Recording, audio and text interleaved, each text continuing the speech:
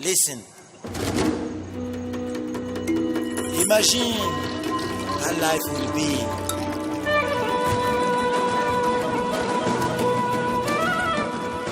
What is it that makes a person a hero? Is it the risks they take? Or the lives they change? There are people in the world today who are offering hope instead of despair. They are the new heroes.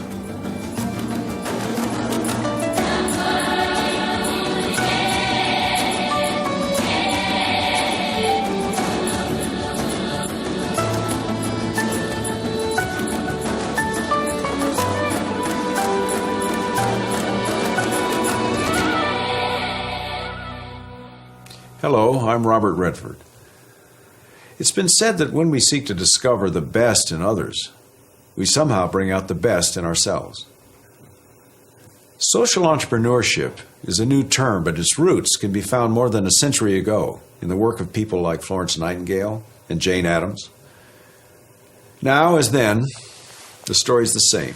Courageous men and women bringing together the tools of business with the heart of social justice.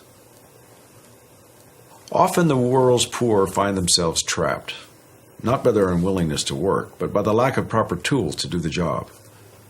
In this episode, we'll look at how appropriate technologies and smart business practices have come together to create the technologies of freedom. In India, where cataract blindness is rampant, an elderly eye surgeon befriends a young American businessman.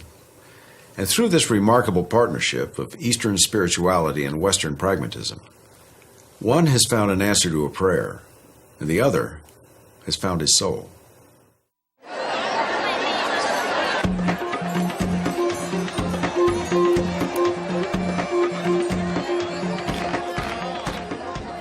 In India, where 700 million people still make their living off the land, the greatest festival of all is the harvest festival, Pongal.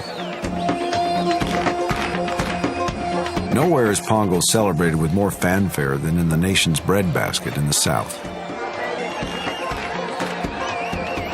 Here in the village of Anna Ayur, the highlight of the Pongal festival is the running of the sacred bulls. A packet of money is tied to the bull's sharpened horns, and the young men of the village risk life and limb to grab the money.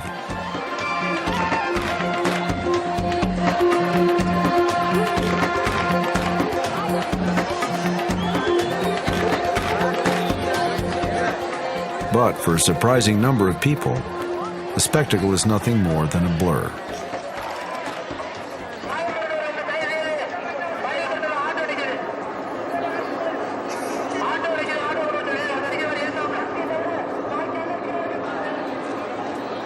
Southern India suffers from one of the highest rates of unnecessary blindness in the world.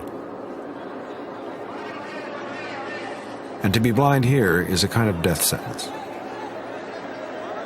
For as the saying in this desperately poor region goes, a blind man is a mouth without hands.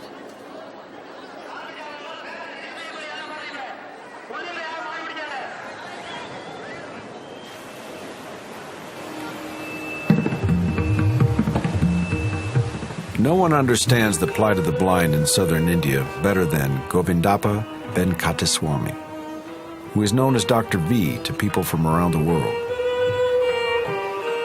He grew up here in a very poor village and watched as hundreds of the elderly people in his village slowly lost their sight to cataracts.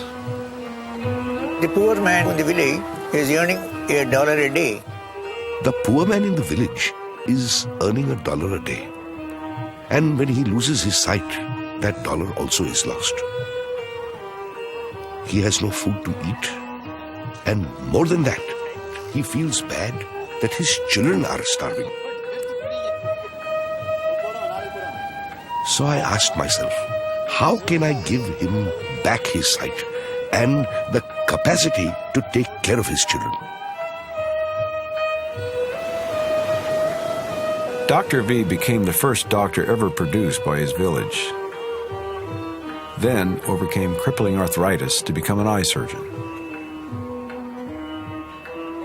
Working tirelessly, he did over 100,000 cataract surgeries.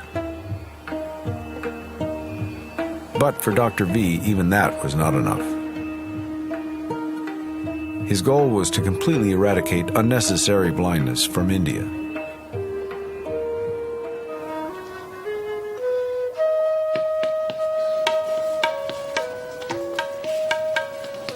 To achieve his goal, Dr. V, at the age of 58, founded an amazing hospital.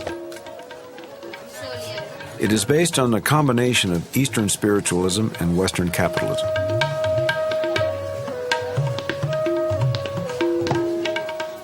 By relying on the techniques that Western companies apply to everything from assembly lines to fast food, Dr. V has found a way to quickly and efficiently remove cataracts, the primary cause of unnecessary blindness. When I saw McDonald's, their efficiency, they give the order within a minute, they are able to serve you food. When I saw McDonald's and their efficiency, you give the order and within a minute they are able to give you food. And the food is so standardized. It's always the same. So if they could train people to give you food efficiently, why couldn't we train our eye care workers to be even more efficient? Surgeons here do up to 100 surgeries in a day, 10 times as many as an American surgeon, even as they provide the best quality in India. As a result, Dr. V's hospital earns profits that any Western businessman would envy.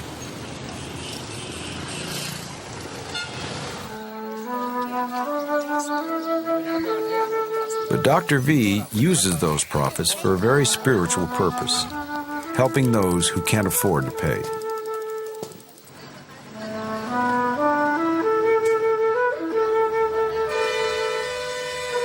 In the heart of southern India lies the village of Selvatur. Blindness is epidemic here, caused in children by malnutrition and in adults by cataracts.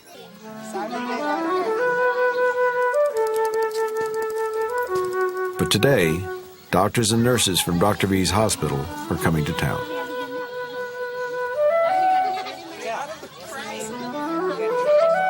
All those who are having trouble with their eyes have been invited to a one-day clinic at the schoolhouse. Operation பண்ணிடுவோம். இது operation செஞ்சாதான் தெரியுது. சரி சரி. இது தெரிய மாட்டேங்குது. சரி. இந்த தாத்தா ஆபரேஷன் பண்ணிருக்கீங்க. இந்த கோடு எந்த பக்கம் பாத்துருக்கு தாத்தா? Most of these people have never been to a doctor in their lives and are far too poor to afford even the simplest medical care, much less eye surgery.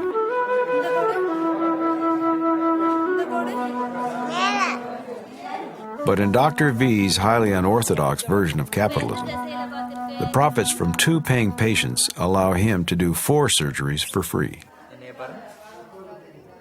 When we started the hospital, When I started the hospital, our goal was not seeing how much money we could earn and have a big, comfortable house and a big car. The goal was to see how many people we could help. And the more money we earned, the more people we could help.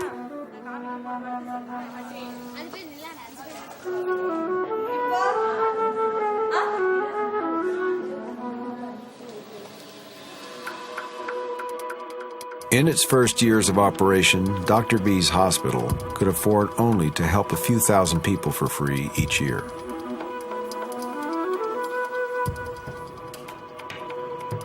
It could have helped many more, but the replacement lenses made by Western medical companies cost $300 apiece.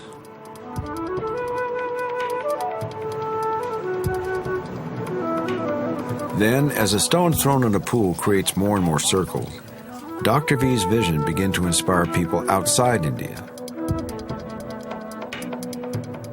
And one circle reached all the way to America.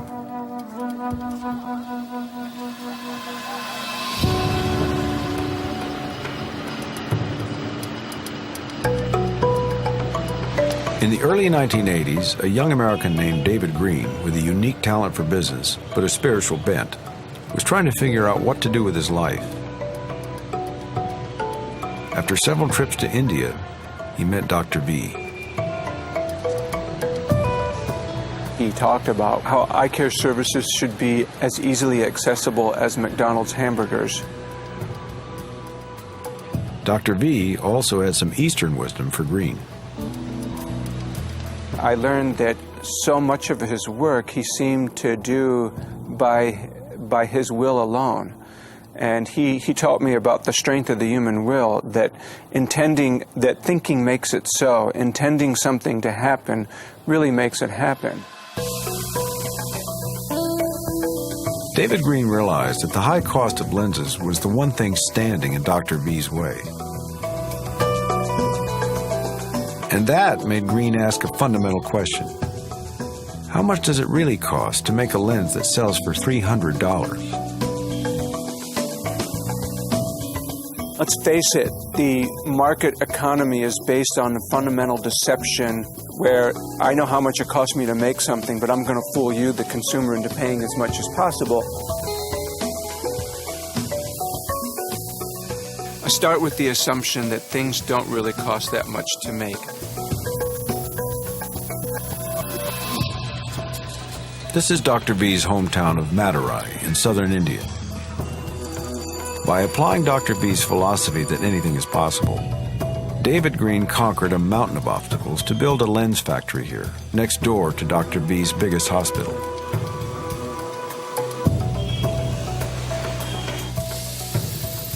The factory, called Orolab, produces lenses for $1 a piece and sells them for $4.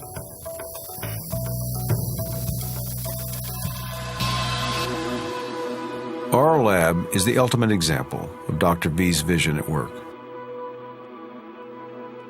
It makes lenses cheaply enough so that most people in the world can afford them, yet still generates a profit, which it uses to help the poorest of all for free.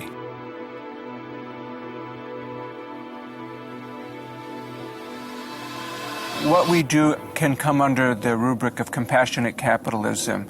In other words, we try and figure out what's the least amount of money we can sell a product and service for and still survive.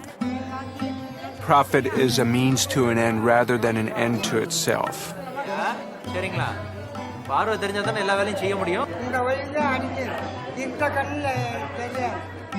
With Orolab as a source of both cheap lenses and profits, Dr. V's eye hospitals have taken off like never before, becoming the most productive eye care provider on Earth.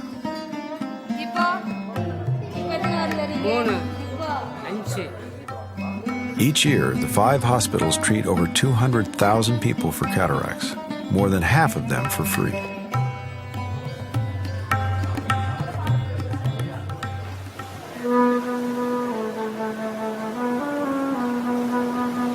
But why should Dr. V do eye surgery for free? Why not become fabulously rich instead? His soul was all in front, like a great sea, flooding the mind and body with its waves. Much of Dr. V's outlook on life is inspired by the ancient spiritual traditions of India. He also studied the writings of a modern sage, Sri Aurobindo. For years, Dr. V's grandniece has visited him every day to read from Aurobindo's work. He felt the joy of others as his joy. He bore the grief of others as his grief. All nature felt again the single bliss.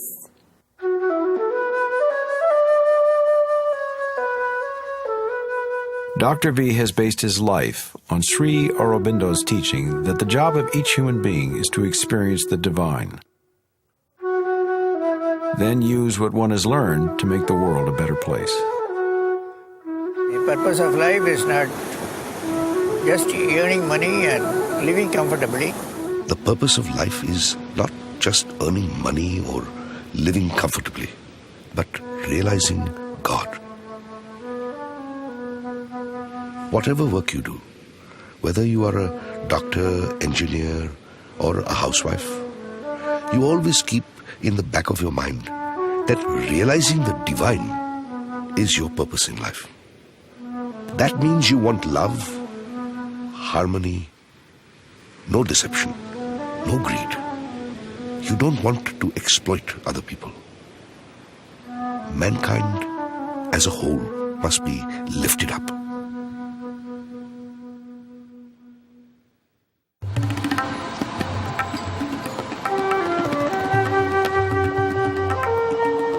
The belief that there are other rewards in life besides money also drives David Green. People often ask me why I don't do what I do to make lots of money. I think that there's a spiritual foundation to this work. Everyone gets paid a reasonable salary, but it's done on a nonprofit basis where whatever profit is made is plowed back into the mission. I mean, you can be an entrepreneur and feed a few mouths, or you can be a social entrepreneur and feed many mouths. The Pongal festival in India, where the young men compete with each other to grab the packet of money tied to the horns of the bull, may seem like a quaint ritual.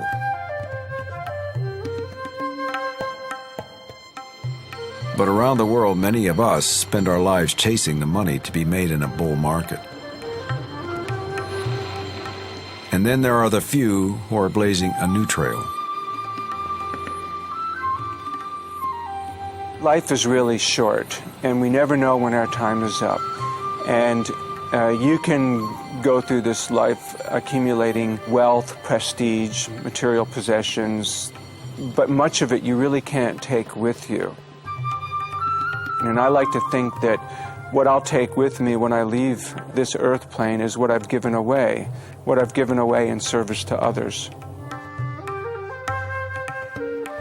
For all the millions to whom Dr. V has restored sight, perhaps his greatest legacy is that the circle of those who believe they can make the world a better place continues to grow.